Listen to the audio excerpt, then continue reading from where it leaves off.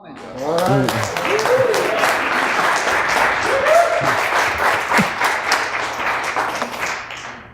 tell you about the workshop first, because once I get started on the talk, I'll forget. The workshop is called Spiritually Marketing Yourself, and the point of that all is that everything we do seek to market ourselves. It's a new, it's the new term we use to market this and market that for a profit, and there's nothing wrong with that, because I can profit in my personal life. Some of us wonder why we don't have relationships, why we don't have better jobs, and why we don't have so much. And to me, it's because we're not really marketing ourselves properly, because we're not telling ourselves the truth about ourselves. To market oneself, to market your business is the story you tell about your business. To market yourself is the story you tell about yourself. But the part we're missing is the story we tell to ourselves, about ourselves. And that's the underlying message we're actually giving out that's not being spoken out loud. And that's what we're going to talk about this afternoon.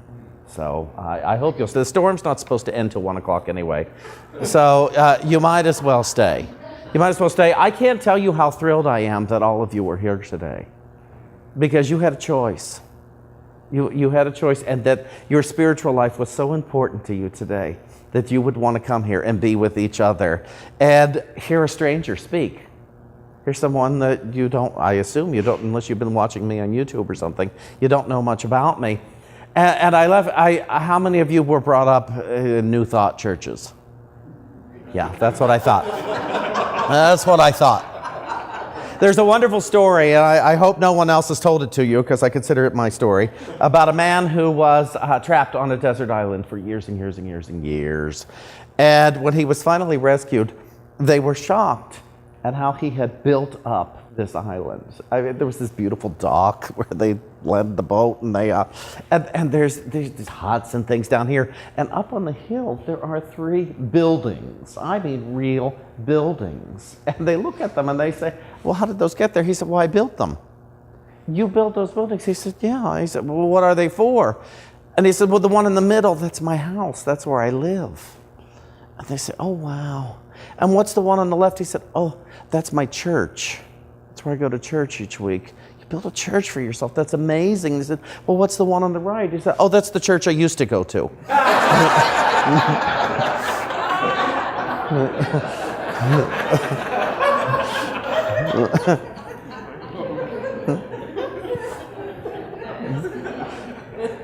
We want to keep expanding our mind and our experience and everything. There's a wonderful teaching from our friend and teacher Jesus. And that teaching comes from Matthew 19, and he tells us to be as a little child to enter the kingdom of heaven. And what is the heaven except a state of mind, a state of consciousness, a state of assurance that I'm where I'm supposed to be. And today's talk is called They Promised. They promised. And that's what I feel like when I came into Unity, and I came into New Thought, and I came into 12 Steps and everything, that I was promised. I was promised stuff. In all of my pursuit of truth, capital T, truth, I have been promised stuff. First in the 12-step rooms, they promised me stuff. I came into Unity, I was promised stuff. I believed them when they promised stuff. And Jesus said, you will do all the things I do and even greater. And I thought, well, that must be true. That was just logical to me. I became as a little child. When I heard that, I just trusted, because to me that was good news. And it was a very different message than some of the human beings I'd been hanging out with since I was a little child. And I wanted a message that wasn't about, that wasn't my parents' message, that wasn't my grandparents', wasn't that stupid Adam and Eve, how far back are we going to go, to give a message of fear, a message of, well, there must be God and my good and something else. I prefer to think that there must be this. Now, yes, I forget at least twice a day. I forget the good news at least twice a day. And there's another teaching that Paul gave us in 1 Corinthians 13 that says we must put away childish things. He was speaking of his own example when he said, when I became a man, I had to put away childish things. And I thought, well, I'm supposed to be a little child. What are my childish things? And then I got it, clearly. My childish things are my victim. My unforgiveness is a childish thing that I must put away. My belief in lack is a childish thing I must put away if I am to be as a little child and enter the kingdom. Which do you prefer? You know, we say we would prefer the kingdom. And at least twice a day, I prefer something else. I was in a room on the second floor of a building on West 46th Street, and I don't want to break anonymity here. But there was this big man in the front of the room. I used to go there every night at midnight. And he said, God has better things in store for me than anything I could ever imagine. Well, I could imagine some pretty wild things. You know, like cars, money, other things at my convenience without any responsibility. And I thought, okay, better than that, because what I could not yet imagine was serenity. I thought I needed that stuff to get the serenity. Well, I got to tell you, my serenity has brought me a lot of stuff. But I work daily, many times a day, to desire the God part more than I desire the stuff, because the stuff is temporary. I don't fit into many things I used to just love. That, oh, I'll wear this outfit forever. No, I will not. Yeah, clearly, I will drive. Oh, isn't this the best car? I love this car. I prayed for a brand new car. Oh, isn't this the best car? Oh, I need mats for the car. Oh, I hope nobody hits my car. Suddenly, I'm trapped by the very gift I prayed for. Yeah. And it's that crazy thinking. And then in that same room at midnight, there was this woman who had a very erratic personality. And she would come in, and we would both sit in the back in the smoking section. And her name was Grace.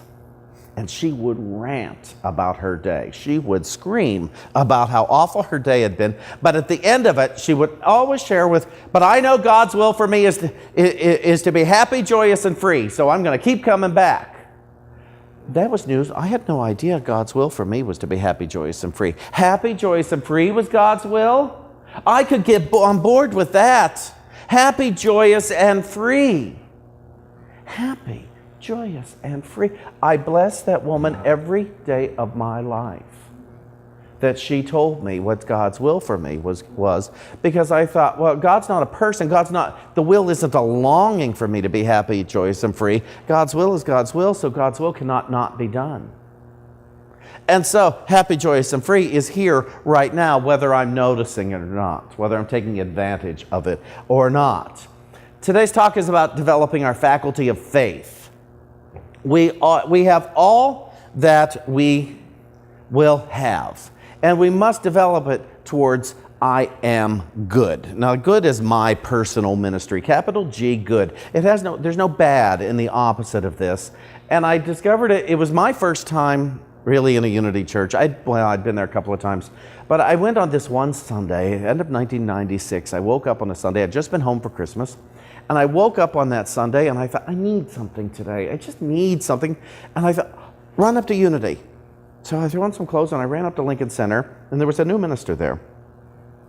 And he was talking about Leviticus and all those abominations to God and man. And I found out I wasn't one of them. That was very good news. That was such good news. I found out all those abominations, they were all of equal value, and they were for their culture. They were about their culture, and there was no hierarchy in the abominations. But they were for them in that time. Because you see, if you're same sex, you're not making more for the culture. A woman wearing a red dress is tempting a man away from his wife. Shellfish and pork, you could die if you ate those. There are certain things other than poor fashion. I don't know why there were rules, the mixture of fabrics and things. I don't know what. No one has ever been able to explain to me why that was an abomination. You know, when you couldn't wear things of two different fabrics and stuff. I don't know what that means on a practical level. And all of this must be practical or it's of no use to me. It is of no value to me. If I can't use my spirituality to get me through every second of every day, then it needs to be put aside. It's just glamorous and I don't need it. I want to be able to live really well and really happy all of the time. And when I get the other stuff starts to confuse me, when I start wanting my own way in the world. So, I came out of that Sunday service at Lincoln Center with the message, I am good in God. I have always been good in God.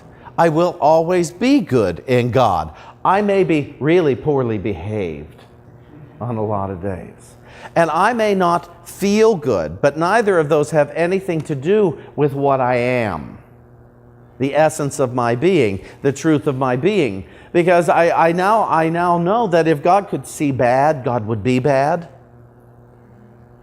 God is not, I don't do God as a person. I call God it, and God is principle. God is law. God is the truth that is when there's nothing else. When all of the skin fades away, there is truth. When all of my wants and lacks and everything fades away, there is truth. When all of the appearance of sickness fades away, there is still health. There is still abundance. There is still ease and assurance and love and peace and understanding. When my story fades away, there is I am. And I'm so relieved to know that. And so that's what I walked away from that one Sunday. And because of that, I kept going back to this New Thought Church. And I dug right, I really dug in. I dug in so well that within 3 weeks I dug in. Now, I'd just been home to see my family for Christmas. And 3 weeks later, my mother, by surprise, made her transition. She was 64 years old. I'd seen her, remember Christmas Eve, seeing my mother think, boy, she's due for a big change. I didn't know it was this big. She just went to bed one afternoon and she left, 64. And I remember seeing my mother in that casket and I thought, oh my goodness, this is too big. This is just too big to understand. And a jolt went off in my head and that's what God is. Just too big to understand. Just too big. So I started to put my story about God down and I started to just embrace it. And I had all the tools I needed for my mother's funeral from that first Unity class 3 days before. So I kept going back and I kept telling my story and it led to all this. It led to a career of telling my story about good, about telling your story about good. Towards ordination, I needed a practicum. And so I went to volunteer at a place called Boys and Girls Village up in Milford, Connecticut. And in the Boys and Girls Village, most of these kids have come out of hospitals and places where either someone has hurt them or they have hurt themselves. There's a lot of autism going on there, and just a lot of disturbance. And they go to school, but otherwise they are locked inside here. They're not allowed out because they can't go out. So there's 16 kids living in one. It's a nice enough building. But they don't know what to do with themselves. And so we did a Christmas outreach at the church one year for them, and from my church in Connecticut. And so I talked to the woman who came down to talk to us, and I said, I lead this thing called a 12-power meditation. And it's, the 12 powers are pretty much aligned with unity. And I said, I would like to come and lead this meditation once a week for the kids. What do you think about that? And I have a CD of it, and I gave her the CD. She said, let me talk to my supervisor. We have to think outside the box. So I went up and met with them, and they liked it. I'm not allowed to mention God there, but I can. So I really have to use the word good. And we sat down in a circle. The first week, sat in a circle, and I said, this circle is good, and I am good in this circle. Let's all say it together. And they all said, this circle is good and I am good in this circle. And then I would go around and I'd say, so would you say, I am good? And the first one said, I am good.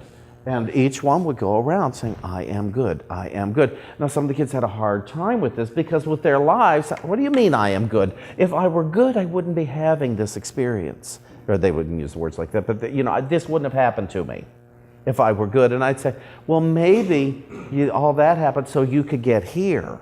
And then I'd say, do you know what you're here for? And they'd start to give me a story, and I'd say, no, that's not what you're here for. You're here to learn how to be big. How to be big. I'd say, do you know what being big is? Being big is when you want to lie and you don't lie. Being big is when you want to steal and you don't steal.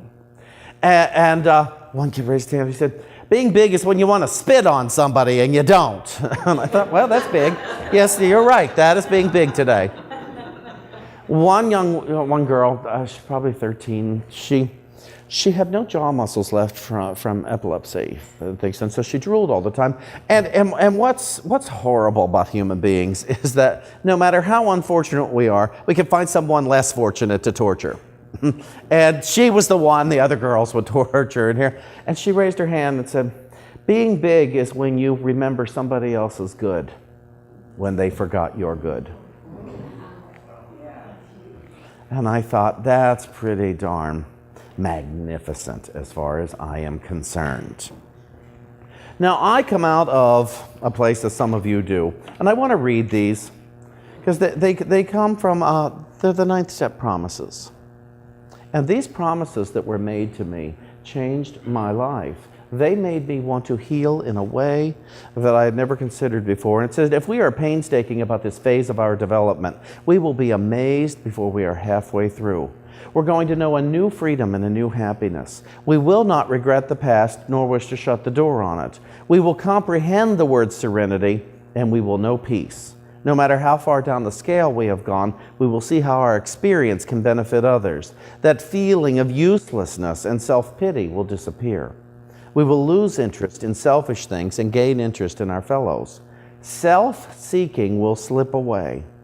Our whole attitude and outlook upon life will change. Fear of people and of economic insecurity will leave us. We will intuitively know how to handle situations which used to baffle us. We will suddenly realize that God is doing for us what we could not do for ourselves. And are these extravagant promises? We think not. They are being fulfilled among us, sometimes quickly, sometimes slowly. They will always materialize if we work for them.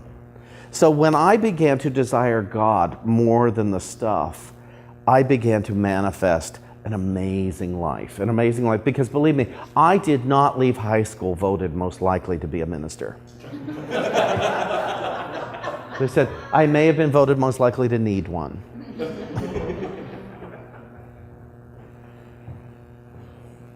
I can't go anywhere to get what God is. I can only be here to be what God is. And that is it. I'm going to read something to you from my very favorite book. And I may go a couple of minutes over my 20 minutes, but not much. And the first is I want to read, this is called The Holy Spirit's Interpretation of the New Testament. It's a great book. It goes Matthew through Revelation, and you can pick this book up from any place, open it, and something valuable and easy to understand will appear to you and probably relevant to your life. And first I want to read this just a quick passage from Matthew 19:13 through 15 that says, "Become as little children, free of expectations and burdens, open to enjoy your freedom and to love your world, for the world is to be loved, as all things are to be loved, for love is the only purpose for all things." And then over here in Luke, and this is the part that really sings to me, and it says, "Let me tell you a secret that will make your journey along this path simpler and more joyful. And the secret is this: as you travel this path, you will have only 2 experiences. It may seem like many, but in truth, it is only 2. How many? 2. Thank you. One experience will speed you along your journey in joy. The other will delay your journey a little while." You'll notice it doesn't say it will send you to hell. It says it will delay your journey a little while. The secret to a simple and joyful journey is to learn to discern between these two experiences and then always choose the joyful one. Which one? The joyful one. I have spoken to you of both experiences before, so this is but a reminder for you. The only two experiences that you will know as we travel this path together are the experience of your willingness and the experience of resistance. Everything that you think you experience is either one or the other. So do not worry about your progress on this path. Do not judge your own thoughts or actions. For worry and judgment do not bring joy, so they cannot be willingness.